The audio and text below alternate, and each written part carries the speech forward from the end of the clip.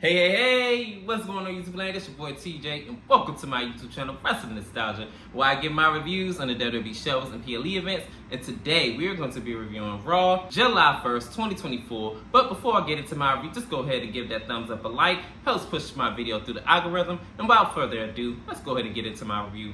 So we open up with the Easter, aka Jey Uso main event Jey, and he comes out and he says basically that he's going to take Money in the Bank briefcase and he is going to be Mr. Yeet in the Bank and all that other good stuff. This is when Chad Gable comes out and he basically shuts it all down and he says, I'm tired of y'all saying Yeet is not even a word, idiots.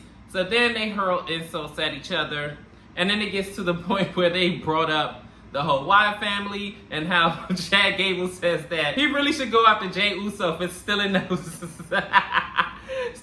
fireflies. He said, no, I told their family they can have them fireflies if they want to.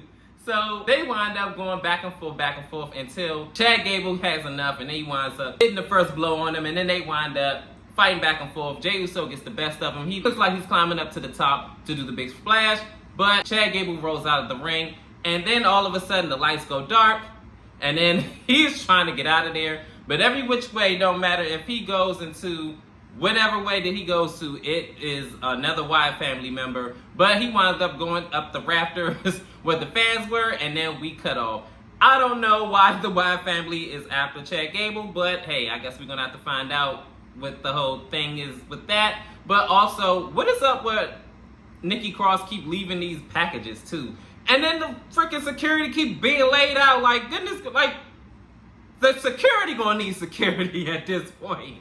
And our first matchup is Xavier Woods versus Karrion Kross. Whew, I tell you one thing.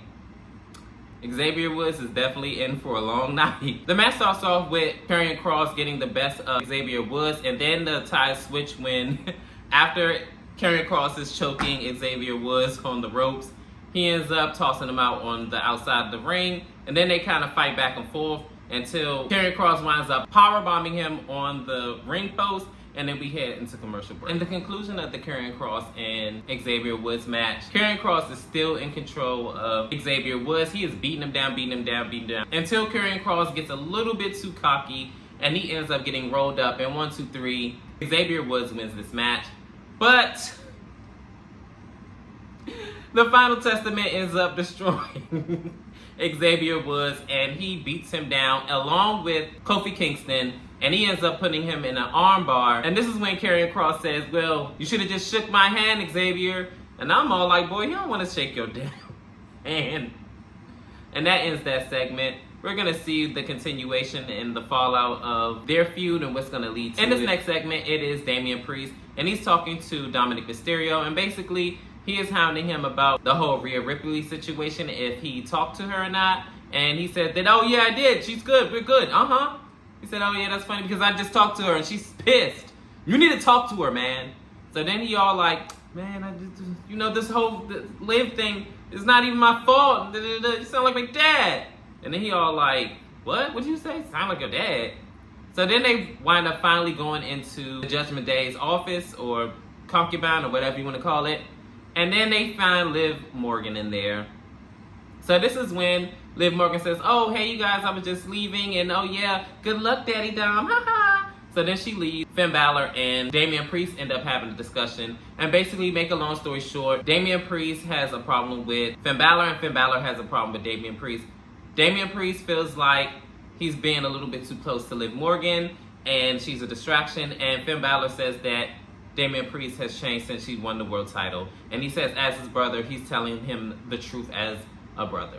This leaves the seeds of dissension amongst the ranks that eventually there is going to be a breakup to ensue.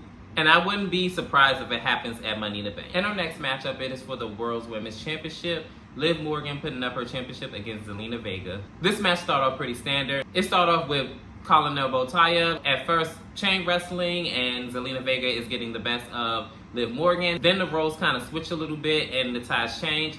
And then Liv Morgan is choking Zelina Vega on the ropes. And then they kind of go back and forth from here. Liv Morgan drop kicks Zelina Vega out of the ring after she gains control. And then this is when Dominic Mysterio comes out first. And then this is when Rey Mysterio comes out. So now the playing field is even. I don't know who Dom is out here for. Seemingly for Zelina Vega. Yeah, right. And we're going to see what's going to happen. In the conclusion of this match, they're still fighting back and forth. I remember at one point, Zelina Vega hit a code red, which is basically a sunset flip over the middle rope, I believe. And she would have gotten the pinfall possibly if Liv Morgan didn't roll out the ring. Dom looks like he's looking at both of them like he's going to pick which one he wants to be the winner of the match. But Rey Mysterio is there as well. Rey Mysterio ends up hitting Dominic Mysterio. And then Liv Morgan drop kicks Dominic and was like, yeah, I did that for you, Nick. So she gets hit with a 619. And she gets hit with a tornado DDT and almost gets the 3 count. Dom Mysterio pushes the chair in the ring. She gets the chair and throws it at his head. And Liv Morgan ends up hitting the Oblivion on 1, 2, 3. She wins this match.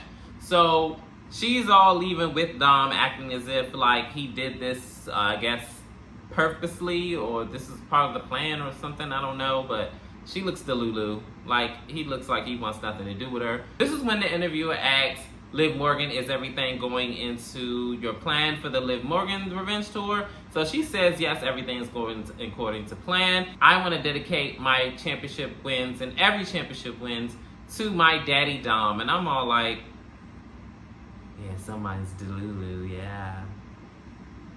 Someone's very delulu, but hey, whatever floats your boat. In this next segment, it is Seth Rollins. He comes out and he greets the fans and says, welcome to Monday Night Rollins, and yada, yada, yada, and he can't wait to get his championship back. He goes into his whole Stone Cold era where I got to have that championship. I was like, all right, cocaine addict, chill out. But no, anyways, he winds up going to that whole spiel, and then this is when he's interrupted by Finn Balor. Finn Balor comes out and he says, everything is changing, I'm not in the Money in the Bank, and you know, even though I'm a champion, I blame you. So Seth says, man, shut up. Seth Rollins says that if you want to get your teeth knocked down your throat, go ahead and step in the ring. So this is when Damian Priest comes out and he said, oh, so you want to set me up? This is set up? Yeah, what's up? What's up? What's up? So this is when Damian Priest says, this is not a setup. This is my business, and only me and you should be in here right now, basically. So push comes to shove, he winds up saying that he doesn't need the Judgment Day. This is when Seth Rollins says that we could do it tonight. We don't have to wait until Money in the Bank. So he gets knocked from behind, and Finn Balor is beating him up, beating him down, bludgeoning him to the ground. So then Finn Balor gets picked up by Damian Priest, and then Damian Priest and Finn Balor ends up eating the kick. And then Seth Rollins does a curve stomp. Damian Priest hits a salt to heaven. And then he winds up laying Seth Rollins out.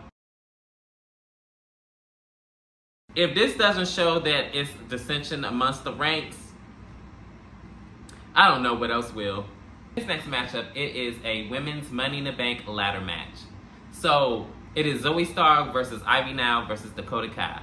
So they all trying to hit their big moves early. They are all over the place. It is hard to keep up with the action. One is doing, you know, punches here, drop kicks there, and clotheslines and everything else. Like I said, it was hard to keep up with. Last sequence of moves was Dakota Kai wound up kneeing Ivy Nile in the corner, and then she just drops down to the ground. And then Dakota Kai ends up turning into a missile drop kick by Zoe Stark, where she almost falls off of the ropes, but she catches herself and she winds up catching Dakota Kai as well, and then we go to commercial break. In conclusion of this match, it looks like Ivy now has both Dakota Kai and Zoe Stark on the top rope, and she does a bulldog from there. Trish Stratus would be proud. So then after this, she lays them out. I'm gonna just go ahead and skip towards the end of the match. Kairi Sane comes out for her friend Dakota Kai. Ivy now tries to swing at her and she misses. Dakota Kai ends up taking advantage and hitting her from the back. and it looks like she's about to go ahead and win this match. This is when the Unholy Union comes out and they end up laying waste to Kairi Sane. Zoe Stark hits the Z3, and then 1, 2, 3, she's going to Money in the Bank. And this next segment, it is Alpha Academy reunion of sorts. And they are at a bar, I'm guessing. And Otis and Chad Gable are talking about, I guess, mending fences. And Chad Gable is begging for Otis's help. Otis is not having it, and he said, look, I don't hate you or anything like that, but I'm not helping you out. And I mean, rightfully so. He treated that man Otis like utter garbage and was slapping him around for weeks and months on end. Like, I don't understand. Basically, why would you cut your nose to spite your face? Because now you have to eat those words, and you groveling to him, it just looks crazy. But we're gonna see if Otis has a change of heart, or he's standing on business and saying, look, I said what I said, and you're gonna have to handle your own business with the Wyatt family. In this next matchup, it is Rey Mysterio versus Dominic Mysterio. And they start off with trading off wrestler moves and this, that, and the third. Then they wind up spilling off to the outside, and Rey Mysterio gets the better of him. Then when we get back from commercial break, this is when Liv Morgan comes out and Zelina Vega. They both are distracting the referee with their, outside interferences. But before that even happened, Dominic Mysterio ends up getting into it with Liv Morgan, drop kicks Dom Mysterio into Liv Morgan, and he winds up on top of her. And she got a handful of Dom. And I'm just like, you can't make this stuff up. So, cut right to the chase. It looks like Dom Mysterio was going to beat his father, Rey. Of course the deadbeat beats his son. Oh my gosh, what a surprise! He's so selfless. Like, didn't he already win at WrestleMania? Did he really need this win? No. So what ended up happening was, when Liv Morgan pushes Zelina Vega off of the ropes, she winds up saying, yeah, you got this, Dom. Zelina snatches Liv Morgan off of the ropes, and then she winds up, pulling the ropes down. He falls, gets hit with the 619, and then he ends up splashing on Dominic Mysterio. 1, 2, 3, he wins this match. Let's go ahead and move on. In this next segment, Sami Zayn is in the ring, and he says that it's good to be in the ring as your Intercontinental Champion. And he says that I'm going to be in Money in the Bank, and I'm defending my championship against Braun Breaker. I already see the hype around him and everything like that, but he is ready to take on all comers. And that's what he signed up for when he became the Intercontinental Champion. This is when Braun Breaker comes out, and he says that he's going to beat him, he's going to destroy him, and he's going to take his Intercontinental Championship. Sami Zayn says that I heard that a million times, and I've been putting myself up together a million times again. And guess what? Saturday is not going to be any different. I'll see you at Money in the Bank. This is when it looks like Braun Breaker was going to go ahead and leave the ring. Then Braun Breaker winds up doing a spear to him and lays him out. So then he goes, and because he's greedy for more, he ends up going around the ring after Sami Zayn rolls out of the ring. He runs over to Sami Zayn, and he winds up about to spear him again, but Sami Zayn winds up jumping up, and then he spears the steel steps. So then after this, Sami Zayn looks like to get the better of Braun Breaker in the ring, but Braun Breaker ends up spearing him again and laying him out. And it looks like Braun Breaker is not here to play any games with Sami Zayn. And I'm going to be honest with you, I've been sick of Sami Zayn ever since WrestleMania 40 when he won the Intercontinental Championship, which he did not need to win a 4-time Intercontinental Championship reign. When you literally have a person, Chad Gable, that never been champion, but you give it to Sami. It is what it is. Like I always say, I am not the booker, so I can only complain about it, but hey, this is my channel, I'm gonna talk about it, and I'm sick of Sami. And I hope Sami do lose that championship before SummerSlam. So, hey. And finally, we are here at a main event. It is the Money in the Bank men's qualifying match. Sheamus versus Drew McIntyre versus Ilya Dragunov. Wow, 3 guys from over the pond that I never thought I would ever see in the triple threat match. And so far, haven't disappointed. So it starts off with Sheamus and Drew McIntyre jaw-jacking, and Drew McIntyre is telling Ilya forcefully to mind his business and smacking him away and everything like that. Ilya kicks him out of the ring. Now this leaves Sheamus and Dragunov go ahead and fight it out. So they exchange chops and blows and everything like that, clotheslines and kicks to the face. Then Drew McIntyre comes back in the fray and winds up asserting his dominance and winds up beating up on Sheamus and Dragunov. So then they wind up in the outside of the ring. Sheamus ends up getting tossed over the barricade. Drew McIntyre thinks he's in the clear, but he winds up getting hit with the 10 beats of the burn. And Sheamus is burning Drew McIntyre's chest up. And then we go to commercial break. In the conclusion of this match, Drew McIntyre, Sheamus, and Ilya Dragunov are on the top rope. Ilya does a backdrop off the, I think, the second rope. And Drew McIntyre has Sheamus in a suplex move, and then they all fall out. I'm going to just go ahead and skip right into the end. Drew McIntyre breaks up the pinfall after Sheamus hits a bro kick on Ilya, and it looks like he was going to pin him. And then he snatches Ilya out of the ring and throws him over the timekeeper's desk. Little back and forth later, Sheamus ends up getting hit with a Claymore kick in 1, 2, 3. Drew McIntyre wins this match, and he's going on to Money in the Bank.